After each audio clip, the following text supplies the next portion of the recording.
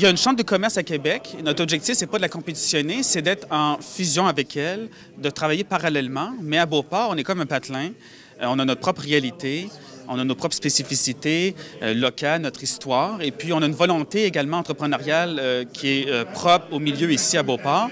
Donc, les gens, souvent, sont peut-être plus portés à venir au réseau des gens d'affaires de Beauport. Et donc, on n'est pas du tout en contrepartie, mais on veut participer au rayonnement social et économique de l'ensemble de la capitale nationale. Et Beauport, c'est un secteur vibrant. Il y a des commerces qui œuvrent à peu près dans tous les secteurs d'activité. Et puis, avec le troisième lien qui va être construit dans quelques années, on peut entrevoir un développement économique très important pour Beauport. Et on veut, avec le réseau des gens d'affaires de Beauport, poser des jalons immédiats pour être prêt à répondre aux défis du futur et puis apporter des succès là, pour diverses entreprises et pour la création d'emplois. Depuis plusieurs années, plusieurs gens d'affaires de Beauport ont tenté de faire des regroupements. Là, ce qui nous aide vraiment, ce qui nous a aidé vraiment, c'est l'aide de Alupa qui est arrivé, qui a tout pris la structure en place, puis qui a monté le réseau avec les gens d'affaires qu'on a actuellement. On a fait plusieurs déjeuners rencontres, on a eu plusieurs activités.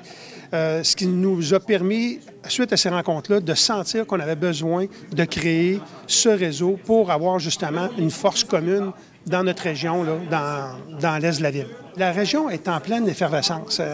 Il y a beaucoup de défis qui s'en viennent dans le coin, il y a beaucoup de construction, d'estime aux villes, tout ça. On sent, les gens d'affaires, qu'on a besoin de se regrouper, de se parler.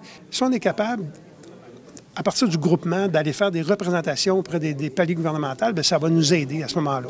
Est-ce que, entre autres, c'est parce que d'autres coins de la ville, Sainte-Foy, Charlebourg, ils font ça aussi? Bien, définitivement. Si vous promenez dans toutes les petites municipalités, que ce soit sur Maguire, à Sillery, que ce soit sur la rue Racine, Limoilou, c'est un très bel exemple. Là. Je veux dire, Limoilou, ça a explosé.